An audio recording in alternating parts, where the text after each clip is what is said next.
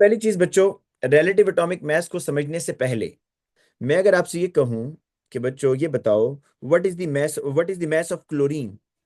मैं आपसे ये पूछना चाहता हूं भाई, ये जो क्लोरीन है ना, ये इसका मास क्या है? What is the atomic mass of chlorine?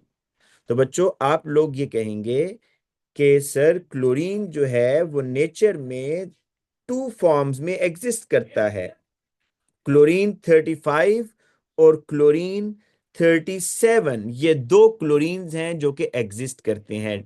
देखो, इनके सेम एटॉमिक नंबर लेकिन डिफरेंट मैसेज नंबर। आपको पता है ना, ये आइसोटोप्स हैं।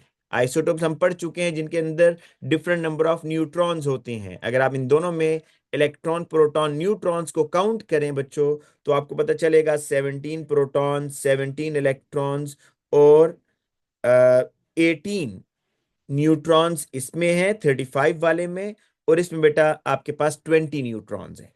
तो दीज आर दी आइसोटोप्स, ठीक है। ये आपके आइसोटोप्स हैं। अब आपसे जब कोई ये पूछे कि what is the mass of chlorine, तो आप कौन सा मास बताएंगे? क्या आप 35, क्या आप क्लोरीन 35 बताएंगे, या आप क्लोरीन 37 बताएंगे? तो बेटा अब आपने क्या करना है, सुने। ये जो क्लोरीन 35 है ना, इसकी अबंडेंस ये नेचर में कितने परसेंट है, ये मैं आपको बता रहा हूं। इसकी अबंडेंस है नेचर में 75%। और बच्चों, ये जो क्लोरीन 1737 है ना, इसकी नेचर में अबंडेंस है 25%। ये आपको याद नहीं करना, ये गिवन होगा क्वेश्चन में। इसकी परसेंटेज अबंडेंस का क्या मतलब है? सुनो, इसका अबंडेंस का ये मतलब है बच्चों कि अगर आपके पास 100 क्लोरीन के एटम्स हैं, 100, तो 100 में से क्लोरीन 35 वाले कितने होंगे? 75 होंगे। और क्लोरीन 37 वाले कितने होंगे? 25 होंगे। ये मतलब है जी, ठीक है। अगर आपके पास क्लोरीन के टोटल 100 एटम्स हैं, तो 100 एटम्स में से 75 एटम्स 35 वाले हैं और 25 एटम्स कौन से हैं? 37 वाले। अब आपको इनका मैस निकालना है, ठीक है। अब इसको अब मैस कैसे निकालते हैं वो जरा सुने। एक फॉर्मूला है, अभी रिलेटिव एटॉमिक मास की डेफिनेशन करा देता हूं, लेकिन सिर्फ पहले फॉर्मूला देख लें। Relative atomic mass, A R, relative atomic mass is equal to mass of one element. बेटा एक एलिमेंट का मास लिखो, दैट इज 35। इसकी अबंडेंस कितनी है भाई? कितनी अबंडेंस है इसकी? 75। मल्टीप्लाई करना है एटॉमिक मास को परसेंटेज अबंडेंस से मल्टीप्लाई करें, प्लस दूसरा देखो बच्चों, आपके पास 37 is the mass, multiply by इसकी अबंडेंस कितनी है? 25। और डिवाइडेड बाय, पता है क्या करना है? Total number of atoms. आप बस बच्चों ने बस इसको मेमोराइज ही कर लिया भाई कि डिवाइडेड बाय 100 ही होगा। भाई 100 लाजमी नहीं है, यहां तो चलो परसेंटेज है ना, तो इसलिए 100 होगा। बाज ऐसे क्वेश्चंस होंगे जिसमें वो परसेंटेज अबंडेंस नहीं दे रहा होगा, तो आपको divide by total number of atoms करना होता है, divided by total number of atoms. तो अब ये टोटल नंबर ऑफ एटम्स यहां तो चलो बिल्कुल क्लियर है, दिस इज द परसेंटेज, तो total number of atoms are 100। तो बेटा आप इसको सॉल्व कर लोगे। सॉल्व करो जरा बच्चों, क्या आ रहा है?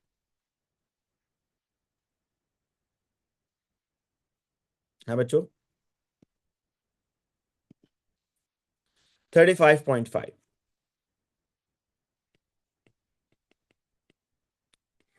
अच्छा, ये वैसे एवरेज नहीं होता, मे भी आपके, मैंने वैसे सिलेबस में भी देखा था उसने इसको एवरेज लिखा हुआ है, लेकिन आप जब ए लेवल्स में आएंगे तो वो इसको एवरेज नहीं कहेगा। This is not average. मुझे बताओ बच्चों, ये एवरेज है? क्या ये एवरेज है? ये बताएं बेटा, शाबाश। क्या इसके लिए हम एवरेज का वर्ड यूज कर सकते हैं? Is it average? ये मैंने एवरेज लिया 35.5, नहीं, तो इसको क्या बोलेंगे फिर? बेटा एवरेज, यस शाबाश, weighted average, good Abdul Rahman. बेटा देखो, एवरेज तो 35 और 37 का फिर 36 होना चाहिए था ना। ये वेटेड एवरेज है, वेटेड एवरेज, कि आपने इसकी अबंडेंस से मल्टीप्लाई करके फिर आपने इसकी एवरेज ली है। अच्छा बेटा, इसी तरीके से आपने डिफरेंट क्वेश्चंस करने हैं, जिस तरह की ये है भाई, बिल्कुल डिटो कॉपी है, कोई फर्क नहीं है, उसी तरह का क्वेश्चन है, जरा चेक कीजिएगा बच्चों। कह रहा है कि आपके पास, बड़ा इसको जरा सॉल्व करें, एक मिनट जल्दी से।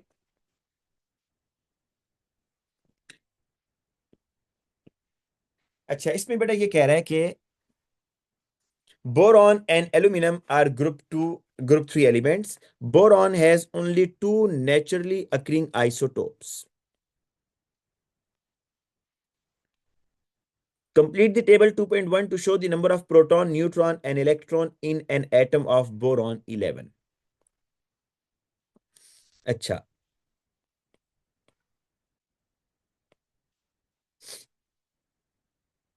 तो इस तरह करें, ये बोरॉन है, ठीक है। और आपको बच्चों ये करना है कि पीरियोडिक टेबल से इसका एटॉमिक नंबर देख लेना, वो 5 होता है। और 11 इसने खुद बताया, भाई 11 की बात कर रहे हैं। ये जो बेटा स्मॉलर नंबर होता है ना, स्मॉलर नंबर जो एटॉमिक नंबर होता है, that is the proton number. तो प्रोटॉन नंबर 5 है। न्यूट्रॉन कैसे, अच्छा इलेक्ट्रॉन भी कितने होंगे बेटा, 5 होंगे, क्योंकि किसी भी एटम में इलेक्ट्रॉन और जो प्रोटॉन है वो इक्वल होते हैं। और 11 - 5 6 न्यूट्रॉन्स होंगे। अच्छा, the relative atomic mass of boron to 1 decimal place is 10.8. Determine the relative abundance of boron 10 in boron. Give your answer as a percentage. अब बेटा इसको देखें, मुझे ये बताएं बच्चों, एक बात सुने। दो चीजें हैं आपके पास, दो चीजें। एक की अबंडेंस मैं आपको बताता हूं 80% है, तो दूसरे की अबंडेंस कितनी होगी ये बताओ। अगर एक की अबंडेंस 80% है, तो दूसरे की अबंडेंस कितनी होगी भाई, 20% होगी, है ना। तो दो चीजों में से तो इस तरह बड़ा आसान है। अच्छा, एक इस तरह करते हैं, दो चीजें आपके पास, एक की अबंडेंस है एक्स, दूसरे की कितनी होगी। एक चीज की अबंडेंस x% है, तो दूसरे की कितनी होगी भाई, 100 - x। ये -x वाली बात समझ नहीं है तो भी समझाता हूं, लेकिन पहले क्वेश्चन फिर सुन लो। बेटा उसने रिलेटिव एटॉमिक मास बता दी है 10.8। आपने अबंडेंस निकालनी है बोरॉन 10 की। फॉर्मूला क्या है सुनो, फॉर्मूला बच्चों ये है, फॉर्मूला बच्चों ये है कि AR एक एलिमेंट का atomic mass multiply by it's abundance, दूसरे एलिमेंट का atomic mass multiply by it's abundance, और अगर परसेंटेज में दिया हुआ है तो डिवाइडेड बाय 100। तो यहां पर जरा चेक कीजिएगा, AR है 10.8, बोरॉन 10 इंटू, बेटा हम एज्यूम कर सकते हैं, ये मैंने मल्टीप्लाई का साइन डाला, बेटा हम एज्यूम कर सकते हैं कि लेट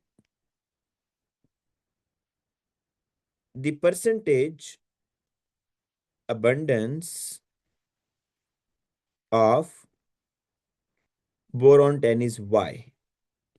बेटा ये एज्यूम कर सकते हैं कि बोरॉन 10 की जो अबंडेंस है वो y है, क्योंकि हमें पता ही नहीं है ना भाई, क्या करें अब। जी बच्चों बताओ, एज्यूम कर सकते हैं ना बेटा ये कि बोरॉन 10 की जो अबंडेंस है वो y% है।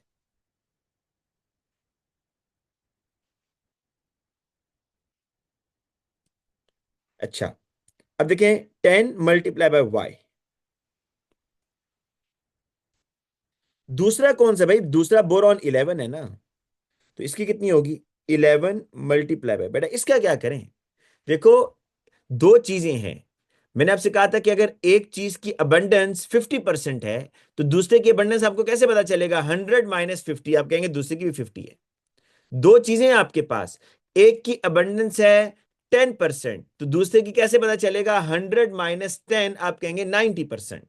तो बच्चों यहां पर एक बोरॉन की, अगर बोरॉन 10 की बात करें, तो इसकी अबंडेंस मैं कह रहा हूं y% है, ये y% इसकी अबंडेंस है।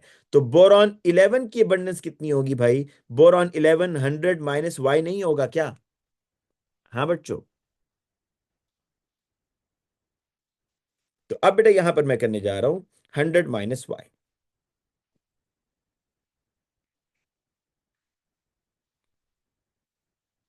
ठीक है। और डिवाइडेड बाय क्या होगा बच्चों, डिवाइडेड बाय परसेंटेज है ना, तो टोटल नंबर ऑफ एटम्स 100 ही होंगे।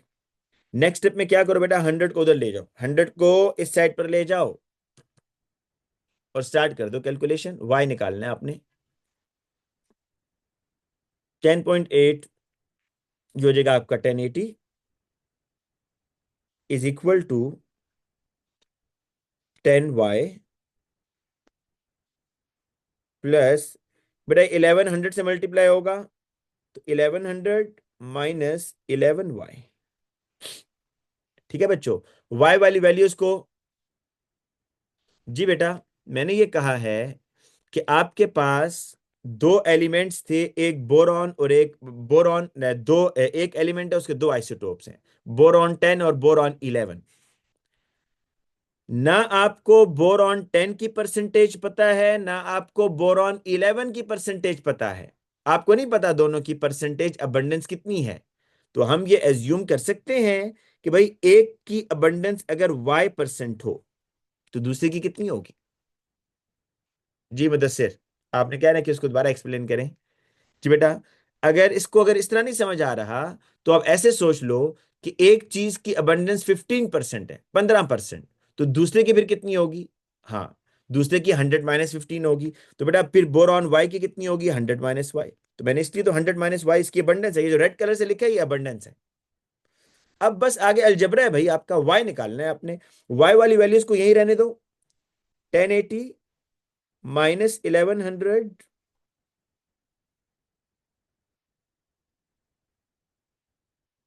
Is equal to 10y minus 11y minus 20 minus Y, Y cut जाएगा, बस y इज इक्वल टू 20। जी बेटा y कितना है आपके पास, y कितना है जी आपके पास, y आपके पास आ रहा है 20%। तो इसका मतलब है y हमने किसको कहा हुआ था भाई, हमने बोरॉन 10 को y कहा हुआ था ना। हमने कहा हुआ था बोरॉन 10 y है, ठीक है ना। तो y की जगह आप बस 20 डालो, यहां y की जगह 20 डालो तो आपको पता चल जाएगा बोरॉन 11 80% है। क्यों बच्चों, ठीक है ना, कोई मसला तो नहीं है इसमें। अब आगे चलो। अब वो कहते हैं कि use the relative atomic mass of boron to calculate the number of atoms in 0.540 gram of boron, give your answer in the standard form. अच्छा बेटो, अब आपको ये करना है,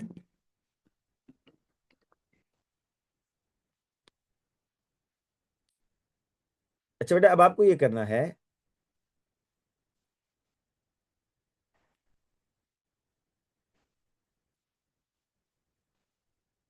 एक मिनट बेटा सिर्फ,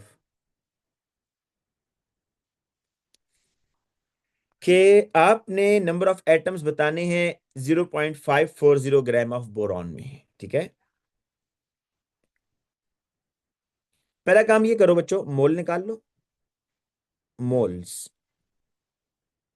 ठीक है। फिर उसको एवोगैड्रो से मल्टीप्लाई कर देंगे। देखो, मोल का क्या फॉर्मूला है, mass in gram over M R, over A R या एम आर। ये अब आपके पास मैस है 0.540। Atomic mass, relative atomic mass of boron is what, बेटा रिलेटिव एटॉमिक मैस उसने ऊपर बताया हुआ 10.8। तो 10.8 से डिवाइड किया, ये आ जाएगा बेटा आपके पास 0.540 डिवाइडेड बाय 10.8, 0.05 मोल्स। अब बच्चों आपको क्या निकालने हैं, नंबर ऑफ एटम्स निकालने हैं। अच्छा मेरी बात सुनो, आपके जहन में ये आ रहा होगा कि सर सीक्वेंस तो ये होना चाहिए, मोल, फिर मॉलिक्यूल, फिर एटम्स। लेकिन बेटा मसला पता है क्या है, बोरॉन जो है ना, बोरॉन वो एटॉमिक फॉर्म में एग्जिस्ट करता है। बोरॉन का क्या सिंबल है, बोरॉन का बताओ, बोरॉन का सिंबल क्या है, बी है या B2, बी है ना।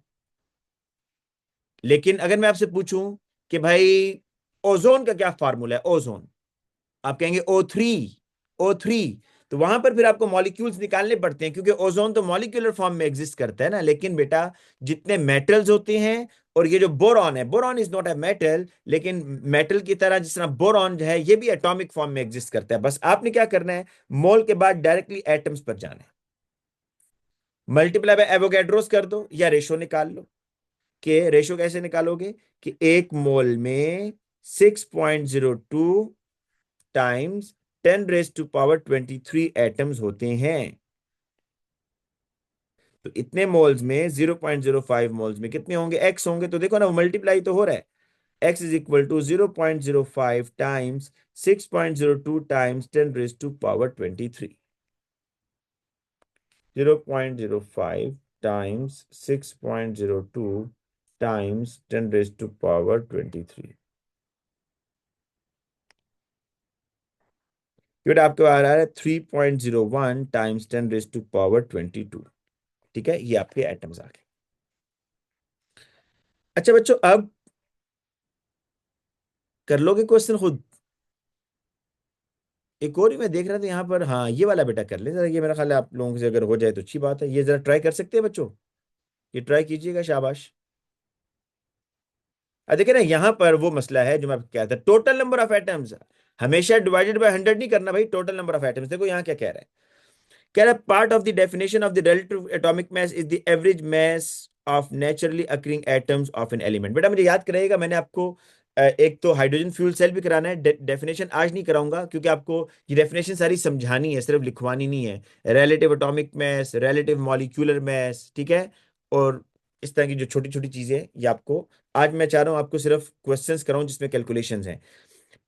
अच्छा, part of the definition of the relative atomic mass is average. वैसे मुझे ये बताएं बच्चों, हमने ये डेफिनेशन वहां की थी जब हम वो कर रहे थे, एटम एलिमेंट कंपाउंड मिक्सचर।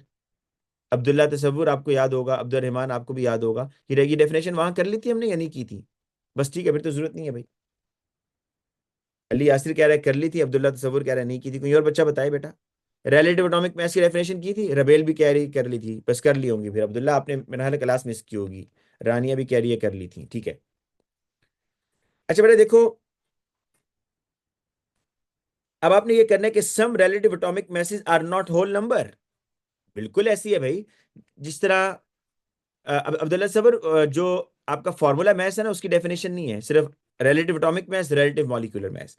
अच्छा, ये जो बेटा आपके पास रिलेटिव एटॉमिक मैसेज कह रहा है कि लाजमी नहीं है कि ये होल नंबर हो, तो बिल्कुल ठीक है। अभी आपने क्लोरीन का निकाला था, क्या क्लोरीन का या बोरॉन का? देखिए होल नंबर तो नहीं है ना, डेसिमल में आ रहा था 10.8।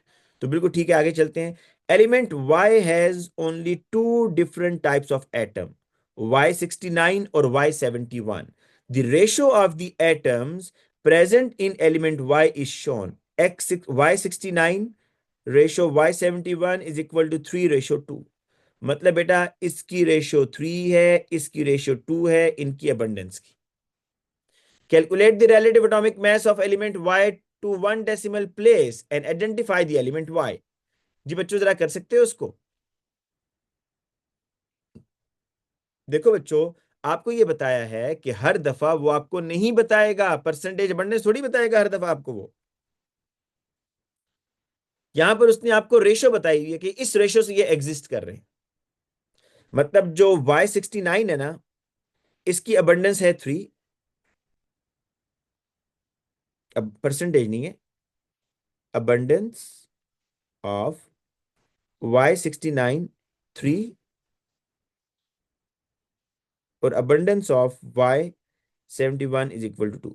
मतलब बच्चों इस तरह है कि अगर आपके पास टोटल 5 एटम्स हो ना Y के, तो उन 5 में से 3 एटम्स कौन से होंगे, 69 के होंगे, और 2 एटम्स कौन से होंगे, 71 के होंगे। ये है रेशो। अब आपने रिलेटिव एटॉमिक मास निकालना है, तो A R is equal to 69 times 3 plus 71 times 2 divided by total number of atoms, divided by total number of atoms. बच्चों टोटल नंबर ऑफ एटम्स हैं कितने यहां पर? जी बच्चों, टोटल नंबर ऑफ एटम्स 5 हैं, तो 5 से डिवाइड करेंगे और इसको बेटा सॉल्व कर ले आप। 69.8 वन डेसिमल प्लेस तक करना है, तो राउंड नहीं करेंगे भाई, ये करेंगे आप। और आइडेंटिफाई द एलिमेंट वाई, आप चेक कर ले बेटा ये कौन सा एलिमेंट है। पीरियोडिक टेबल से आपको पता चल जाएगा, जिसका मैथ 69.8 आ रहा है, तो ये होगा गैलियम। ठीक है, boron, aluminium, gallium, boron third group में ही है। अच्छा बच्चों, अब एमसीक्यूज पर आते हैं। बताओ जरा, एमसीक्यू सॉल्व किए थे स्टूडेंट्स?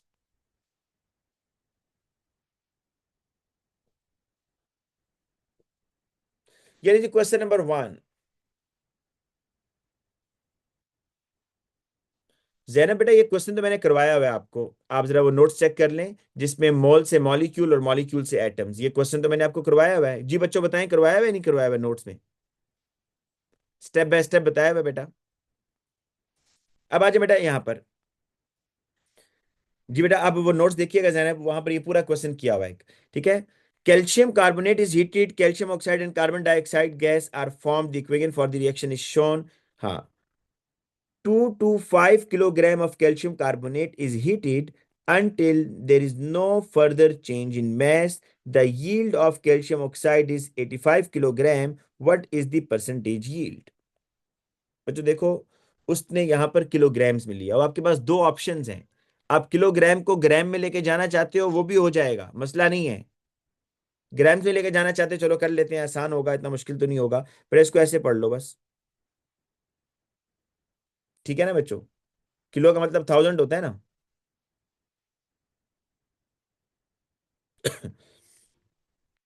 ठीक है बेटा, ये आपके पास ग्राम्स में आ गया कैल्शियम कार्बोनेट, और ये बेटा 85,000 ग्राम्स ऑफ कैल्शियम ऑक्साइड। अच्छा, वो क्या कह रहे हैं कि आपके पास बेटा इतने ग्राम कैल्शियम कार्बोनेट था, उसको आपने हीट किया तो कैल्शियम ऑक्साइड 85,000 ग्राम बना, बताएं what is the percentage yield. भाई, आपको ये करना है, पहले तो देखो इस इक्वेशन में बैलेंस इक्वेशन है, बिल्कुल ठीक है, यहां लिख लो भाई, calcium carbonate versus calcium oxide, इन्हीं में कंपैरिजन है ना। मोलर रेशो क्या है इक्वेशन में? 1 मोल कैल्शियम कार्बोनेट का और 1 मोल कैल्शियम ऑक्साइड का फॉर्म हो रहा है according to equation. 1 mole calcium carbonate का होगा, 1 मोल कैल्शियम ऑक्साइड बनेगा। बच्चों यहां पर अब जरा देखिएगा, यहां पर वो मैसेज की बात कर रहा है, तो क्यों ना हम भी मैथ में चले जाएं। 1 मोल कैल्शियम कार्बोनेट का मैस क्या होगा? कैल्शियम 40 होता है, कार्बन का 12 एटॉमिक मैस होता है, ऑक्सीजन का 16 होता है बेटा। इस सारे को ऐड करेंगे बनेगा 100 grams. 100 gram of calcium carbonate, it gives 40 plus 16, 56। तो बेटा ये 56 ग्राम आपको बना कर देगा। 100 grams of calcium carbonate, it gives 56 grams of calcium oxide।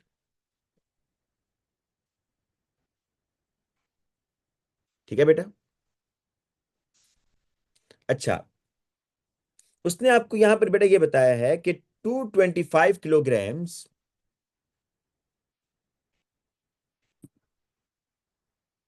अच्छा बेटा, 100 ग्राम आपको 56 ग्राम दे रहा है। अब हम जरा देखते हैं इतने ग्राम्स कितने देगा भाई ये, इसको जरा चेक कर लेते हैं ना। 225 इतने ग्राम कितना देगा? एक्स देगा। ये जो मैं अभी कैलकुलेशन कर रहा हूं, ये किस लिए कर रहा हूं बेटा? कहीं बच्चा बता सकता है ये जो मैं वर्किंग कर रहा हूं, ये कौन सी यील्ड के लिए कर रहा हूं, ताकि मुझे कौन सी यील्ड पता चल जाए।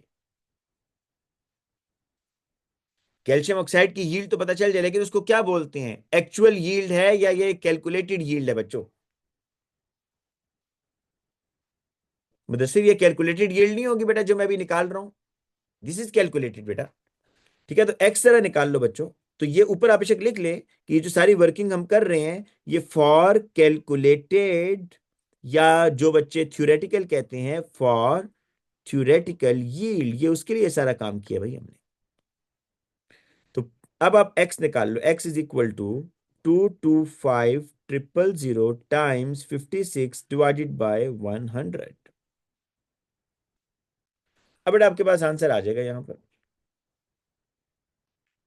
करें शाबाश सब बच्चे भी।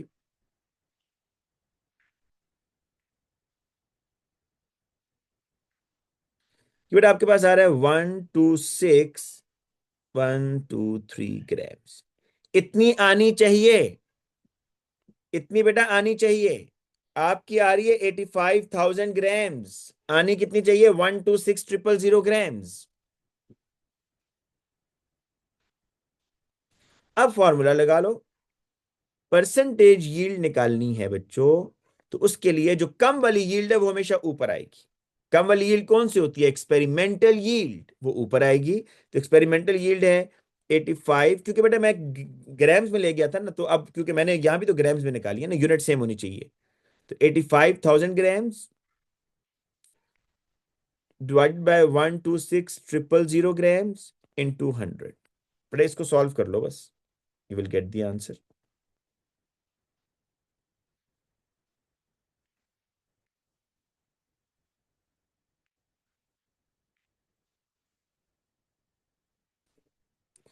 ये आ रहा है बेटा 67.46।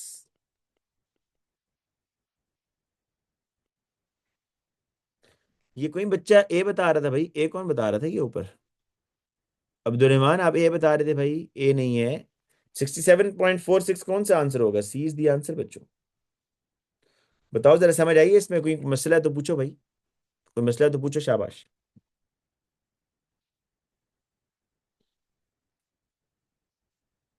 जी बेटा, एक इतनी बड़ी क्या है, मतलब कोई टाइम तो नहीं लगता, ये तो मुझे समझाने में टाइम लग रहा है ना, आप तो जल्दी से कर लोगे। और सारी इस तरह की थोड़ी होती है बेटा, सारी कैलकुलेशन वाले क्वेश्चन थोड़ी होते हैं, बीच में एक दो तो वो देता है इस तरह के क्वेश्चन। अच्छा बेटा, फिर आओ क्वेश्चन नंबर 2 पर। The equation for the decomposition of ammonium carbonate is shown. The total volume of the gas produced is 360 cubic centimeter at RTP, where which mass of ammonium carbonate is decomposed? बहुत अच्छा question है भाई। देखो, start वहां से किया करो, ऐसी जगह से कि जिसके बारे में आपको मैक्सिमम इंफॉर्मेशन है और उससे आप मोल वगैरह निकाल सकते हैं। तो बच्चों, उसने आपको कहा है कि इस रिएक्शन के अंदर जो अमोनियम कार्बोनेट डिकम्पोज हो रहा है ना, एक अमोनिया गैस बन रही है, एक कार्बन डाइऑक्साइड गैस बन रही है, और साथ में क्या बन रहा है? वाटर बन रहा है। The total volume of the gas produce is 360 at RTP. ठीक है बेटा, अब आप इस तरह करो, पहला काम इसके मोल निकाल लो। ये जो मोल निकलेंगे ना बेटा, ये इन तीनों गैसेस के मोल होंगे, ये इन दोनों गैसेस के मोल होंगे, एक का मोल नहीं होगा। ठीक है, जरा शाबाश बेटा, जल्दी से ये मैं आपको हिंट दे देता हूं। आप पहले मोल निकाल लो, मोल 360 से मोल निकल आएंगे। मोल से बेटा इसकी रेशो निकाल लो और उसको मैथ में कन्वर्ट करो जल्दी से। हरिया बच्चों। ठीक है बच्चों, इसमें मैंने आपसे ये कहा है कि पहला काम ये किया करें कि क्वेश्चन पढ़ के देखा करें कि भाई मैक्सिमम इंफॉर्मेशन किस चीज के बारे में गिवन है, ताकि उससे मोल निकालें। 360 क्यूबिक सेंटीमीटर, तो इसको बच्चों मोल में लेके जाओ ना, 360 क्यूबिक सेंटीमीटर से मोल मोल में लेके जाओ। कैसे निकल, वॉल्यूम से मोल कैसे निकालते हैं, याद है? देखो, वॉल्यूम से आपने मोल पर जाना है। फॉर्मूला भी है आपके पास, फॉर्मूला जमानी बोल देता हूं। फॉर्मूला ये है कि mole volume of a gas, sorry, volume of a gas is equal to mole multiply by 24,000 cubic centimetre. लेकिन रेशो से बनाना है तो सुनो, 24,000 क्यूबिक सेंटीमीटर मेक्स 1 मोल, तो 360 क्यूबिक सेंटीमीटर मेक्स एक्स मोल। 24,000 क्यूबिक सेंटीमीटर के अंदर एक मोल आता है ना, तो 360 में कितने आएंगे? एक्स, तो यहां से एक्स निकाल। एक्स इज इक्वल टू, ये अब आपका फॉर्मूला ही बनता है, जब क्रॉस मल्टीप्लाई करते हैं वो फॉर्मूला ही बनता है भाई। 360 डिवाइडेड बाय 24,000,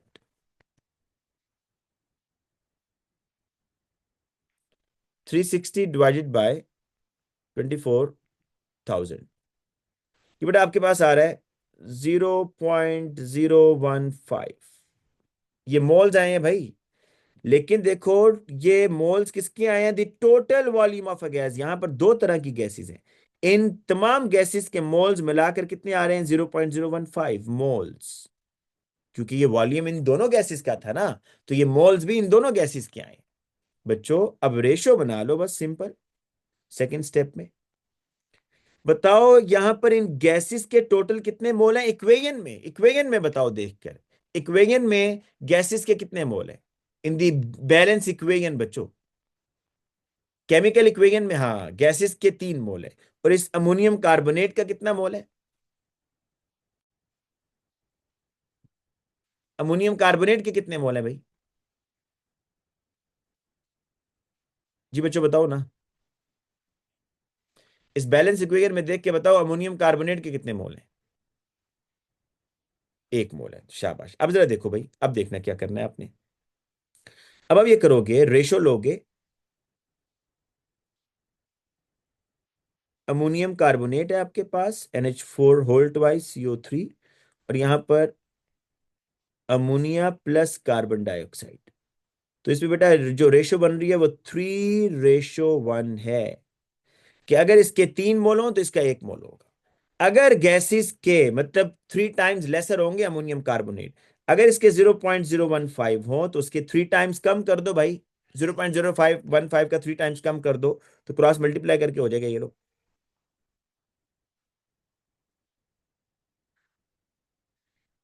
0.015 डिवाइडेड बाई 3,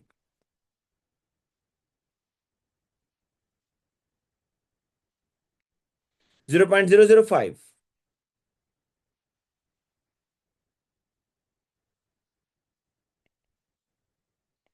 ये बेटा मोल्स आ गए ऑफ अमोनियम कार्बोनेट। बच्चों मैथ्स में जाना है भाई, अब तो बहुत ही आसान है। तीसरा काम क्या है, इसको मैथ्स में लेके जाओ। मैथ्स में कैसे लेके जाओगे, इस एमआर से मल्टीप्लाई कर दो भाई, इसके एमआर से मल्टीप्लाई कर दो, है ना। तो ये देखो, mole is equal to mass over M R. अब नेक्स्ट स्टेप में मोल्स आर गिवन 0.005, मैस निकालना है, एमआर आपके पास है 96, बस नेक्स्ट स्टेप में मल्टीप्लाई कर दो इसको, तो मैस आ जाएगा आपके पास। क्या आ रहा है भाई मैस? 0.48। जी बच्चों बताओ, क्लियर हो गया है? कोई मसला तो नहीं है इसमें अब? अच्छा, अब नेक्स्ट क्वेश्चन पर आ जाओ।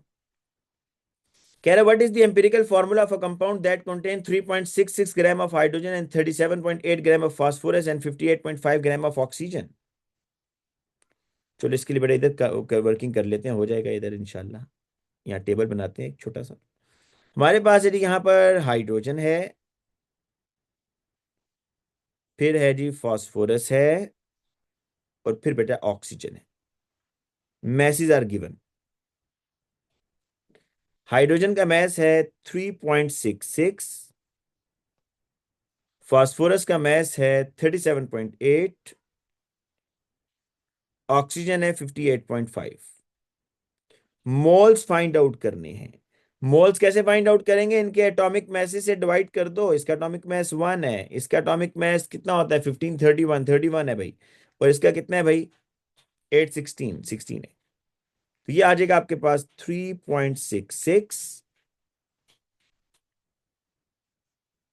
37.8 डिवाइडेड बाय 31,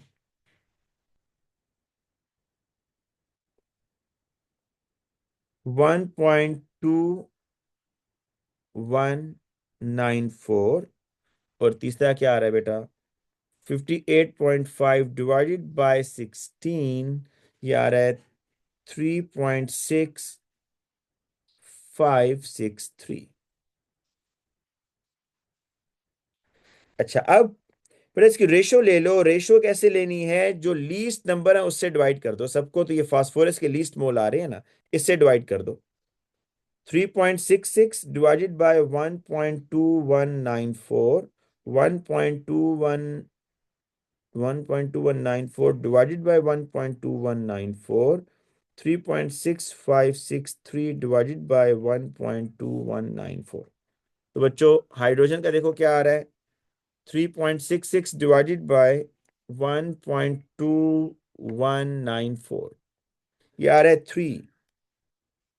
हाइड्रोजन फास्फोरस तो 1 ही आएगा। ऑक्सीजन चेक कर लो, वही आएगा, इसका भी 3 आ रहा है बेटा। H3PO3, this is the answer बच्चों। H3PO3, C is the answer. Question number 4 कर लेते हैं बच्चों। विच mass of carbon contains the same number of atoms as 16 gram of sulfur? मोल अगर सेम हो तो एटम सेम आएंगे, क्योंकि ये सब, मेरी बात सुनो, सल्फर एस है आपके पास, ठीक है। वैसे सल्फर का ए लेवल्स में आप पढ़ोगे, जो मॉलिक्यूलर फार्मूला होता है वो S8 होता है, लेकिन वो जब S8 शो करना चाह रहा होगा वो लिखेगा S8, अदरवाइज जब भी सल्फर लिखेगा आपने उसको S ही मानना है। सल्फर भी S होता है, कार्बन भी S होता है, दोनों एटॉमिक फॉर्म में। तो इसलिए आप दोनों के मोल्स निकाल लो, जहां पर मोल सेम होंगे वहां पर उनके नंबर ऑफ एटम्स भी सेम होंगे। तो बच्चों जरा देखो सल्फर के मोल्स कितने आ रहे हैं। मोल्स ऑफ सल्फर 16, सल्फर का एटॉमिक मास होता है 32, 0.5 मोल्स। बड़ा कार्बन के मोल्स देखो कहां पर आधे मोल्स आ रहे हैं, कार्बन के हाफ मोल किधर आ रहे हैं। कार्बन का एटॉमिक मास कितना होता है, 12 नहीं होता क्या, 12 होता है ना। तो अगर 6 डिवाइडेड बाय 12 करो, सेम मोल्स।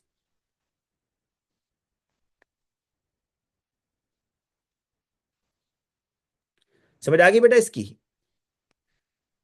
तो अगर इनके सेम मोल्स है ना, अगर सेम मोल्स होंगे तो सेम नंबर ऑफ एटम्स उसमें आएंगे। कंडीशन ये कि दोनों एटॉमिक फॉर्म में हो, देन।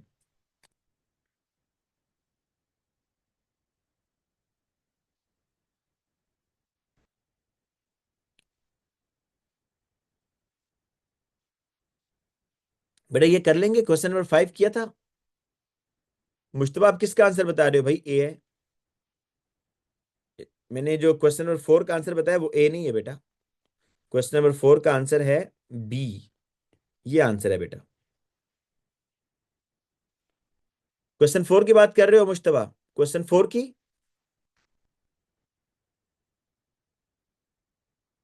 बेटा उसका आंसर ए नहीं है, बी है बेटा। देखो ना, मैंने सल्फर के मोल निकाले, 0.5 मोल आए। आप इन चारों ऑप्शंस को चेक करो, कहां पर मोल 0.5 आ रहे हैं। जहां पर मोल 0.5 आएंगे वो आंसर होगा, क्योंकि अगर सेम मोल्स हैं तो एटम्स भी सेम होंगे।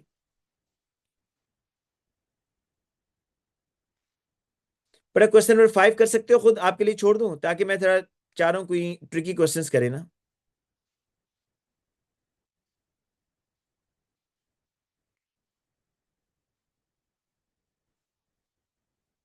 क्वेश्चन नंबर 6 पर आ जाते हैं बेटा। क्वेश्चन नंबर 6 या क्वेश्चन नंबर 5 कर दूं, अगर मुश्किल है तो कर देता हूं, वैसे मुश्किल नहीं है क्योंकि उसने काम थोड़ा सा लंबा है।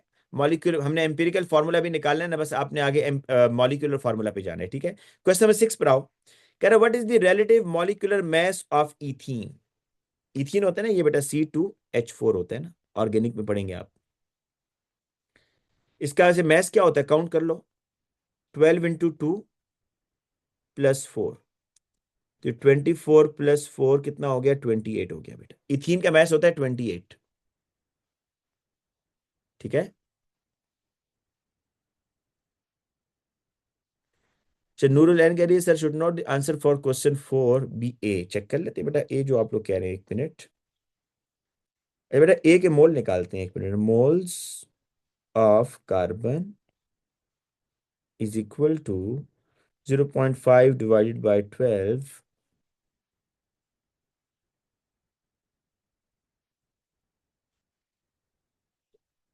देखो बच्चों 0.5 / 12 ये आ रहा है आपके पास 0.0416 मोल्स, ठीक है। अब आपने असल में तो नंबर ऑफ पार्ट एटम्स निकालने हैं ना, नूरुलैन। तो आप अगर कह रही हैं कि ए होना चाहिए, तो भाई इन दोनों को जरा एवोगैड्रोस कांस्टेंट से मल्टीप्लाई करो नंबर ऑफ एटम्स निकालने के लिए, क्या आंसर सेम आएगा, 0.5 को और 0.04 को। क्या दोनों को एवोगैड्रोस कांस्टेंट से मल्टीप्लाई करें तो क्या सेम आंसर आएगा नूरुलैन। तो फिर एक ऐसे हो सकता है बेटा, आपने तो वो बताना है कि जिसमें दोनों के अंदर सेम नंबर ऑफ एटम्स आ रहे हो। कह रहा है 16 ग्राम ऑफ सल्फर में जितने एटम्स आ रहे हैं, बताओ कार्बन के कितने मास में उतने ही एटम्स आएंगे।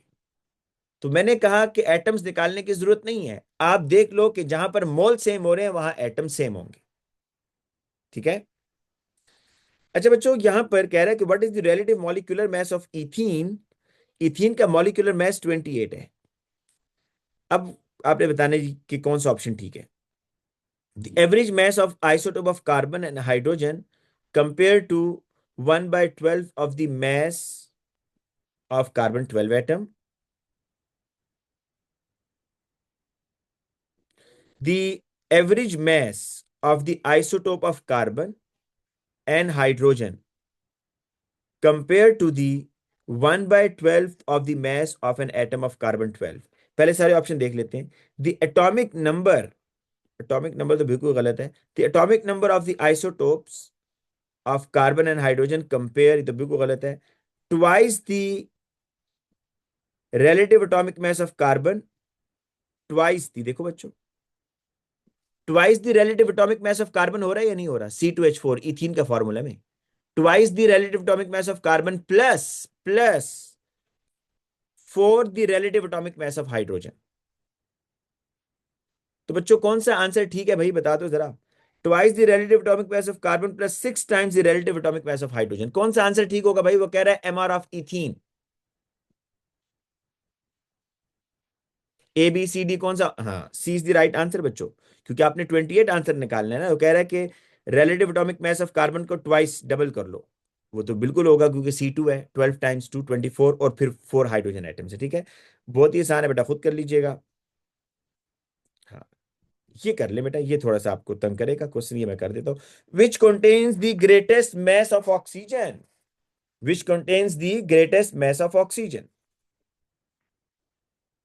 0.2 moles of aluminum nitride nitrate, 0.3 mole of potassium sulphate, 0.4 mole of. अच्छा, इसमें मैं आपको एक चीज पहले समझाता हूँ बच्चों, पहले एक चीज समझो। इसमें एल्यूमिनियम नाइट्रेट लिया हुआ है ना, इसी को लेते हैं बच्चों। ये बताओ, अगर मैं कहता हूँ जी 1 mole of aluminium nitrate,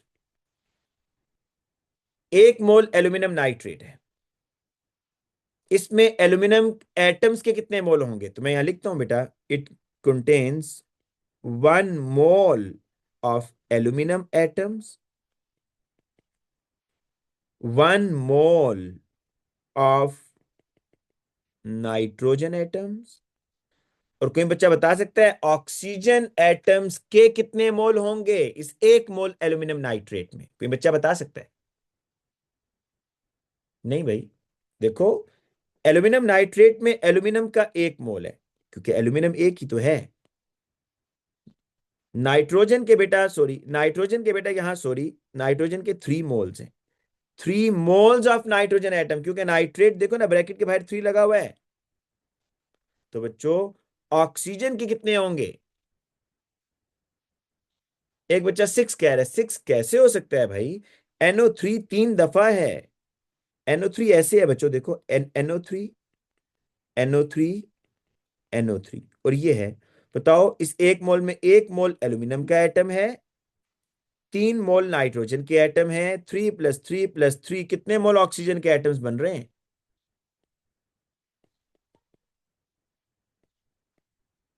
9 mole oxygen atoms. अब बेटा जरा सुनिएगा, कह रहा है कि which contains the greatest mass of oxygen. भाई मोल निकाल लो, जिसके मोल ज्यादा होंगे उसका मैस ज्यादा होगा। तो देखो 0.2 मोल ऑफ एल्यूमिनियम नाइट्रेट,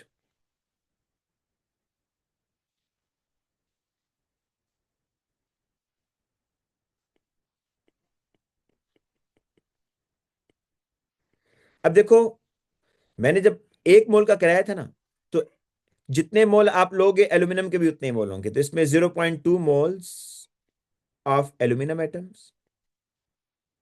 बेटा कोई बच्चा बता सकता है नाइट्रोजन के कितने मोल होंगे? 1 मोल एल्यूमिनियम नाइट्रेट में नाइट्रोजन के 3 मोल हैं, तो 0.2 मोल एल्यूमिनियम नाइट्रेट में नाइट्रोजन के कितने मोल होंगे? जी बच्चों, सोचो। शाबाश, 0.6, वेल डन दाऊद। बेटा ऊपर से हेल्प ले लो। 1 मोल एल्यूमिनियम नाइट्रेट में नाइट्रोजन के कितने मोल थे? 3 गुना ज्यादा, 3 टाइम्स मोर, 3 टाइम्स मोर। तो अब 0.2 मोल ऑफ एल्यूमिनियम नाइट्रेट में नाइट्रोजन के कितने होंगे? 3 टाइम्स मोर। 0.2 का 3 टाइम्स करो, कितना आएगा?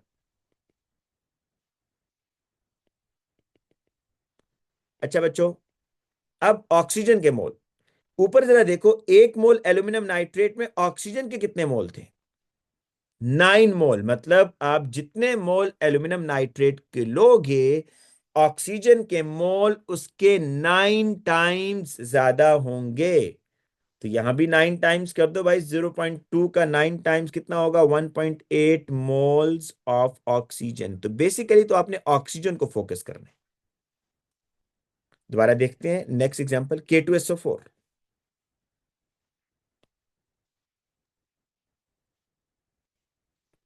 बच्चों अब दोबारा दोबारा देखना जिसको समझ नहीं आई। पहले एक मोल के लिए करो बेटा, 1 मोल के, फिर आसानी हो जाएगी। 1 मोल ऑफ K2SO4 में पोटेशियम के 2 मोल है, सल्फर का 1 मोल है। बेटा 1 मोल ऑफ पोटेशियम सल्फेट में ऑक्सीजन के कितने मोल है? 1 मोल में 1 मोल ऑफ पोटेशियम सल्फेट में ऑक्सीजन के कितने मोल है?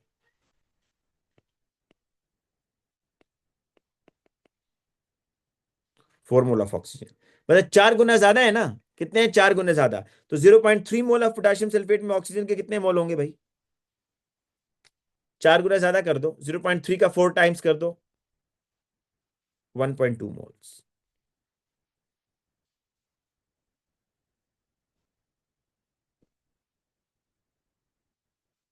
इसी तरीके से बेटा 0.4 मोल ऑफ सोडियम नाइट्रेट। अब क्या करो, अब आपको थोड़ी समझ तो आ गई है, बस 0.4 को इस 3 से मल्टीप्लाई कर दो, यहां इस 3 से। तो 0.4 मोल ऑफ सोडियम नाइट्रेट है।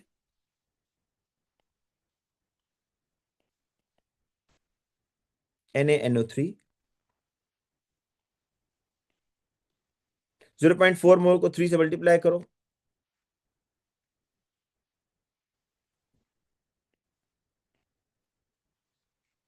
और लास्ट है 0.5 मोल्स मैग्नीशियम कार्बोनेट।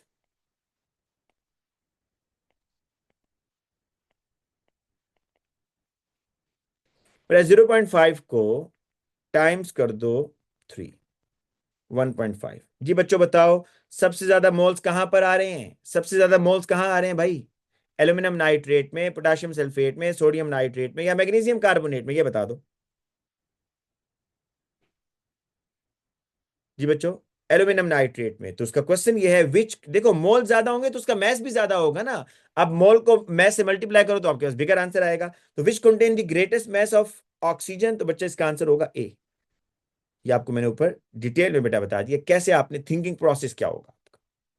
अच्छा क्वेश्चन है बेटा ये एम्पिरिकल फॉर्मूला का बिल्कुल आसान है। बेटा ये परसेंटेज निकालनी आती है नहीं आती? परसेंटेज इस तरह वो कह रहे हैं कि highest percentage by mass of nitrogen. चलो ये एक जल्दी से कर देता हूं।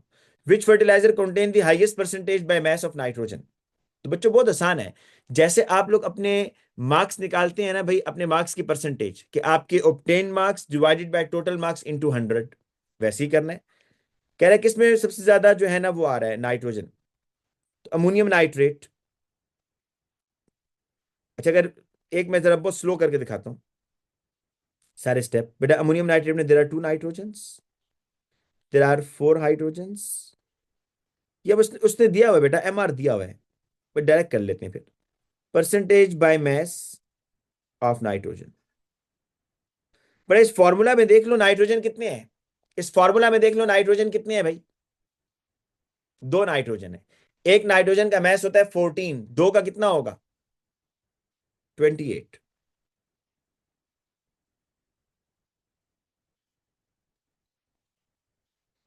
ठीक है ना? 28 हो गया, divide by total mass 80, into 100 कर दो बच्चों। इंटू क्या कर दो? 100 कर दो। तो 2800 डिवाइडेड बाय 80, यहां आ रही है बेटा 35%। अच्छा इसमें निकालनी है बेटा नाइट्रोजन की परसेंटेज। बताओ इसमें नाइट्रोजन कितना है भाई? ऊपर MR दिया हुआ है, नाइट्रोजन चेक कर लो कितनी दफा है। भाई नाइट्रोजन ये है 3 दफा है। तो 14 times 3 divided by its MR into 100।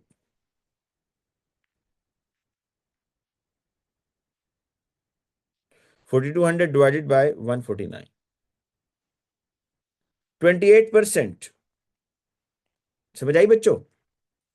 इसी तरीके से देखो, यहां पर आपने बताना है percentage by mass of nitrogen कितना है। तो पता है क्या करो, पहला काम ये करो कि नाइट्रोजन का कितने टोटल कितने नाइट्रोजन है? 2 हैं। तो 14 टाइम्स 2 मतलब 28। मॉलिक्यूलर मास है 132, इंटू 100 कर दो,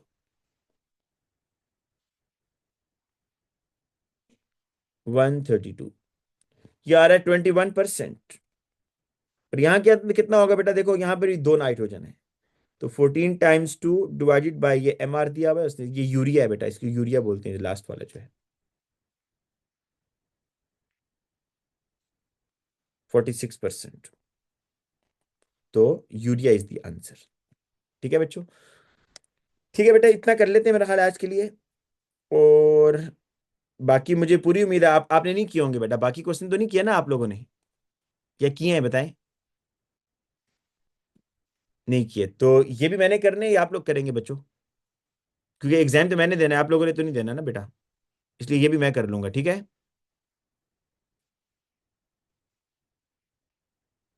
ठीक है बेटा, चले आप लोग बेटा कीजिएगा।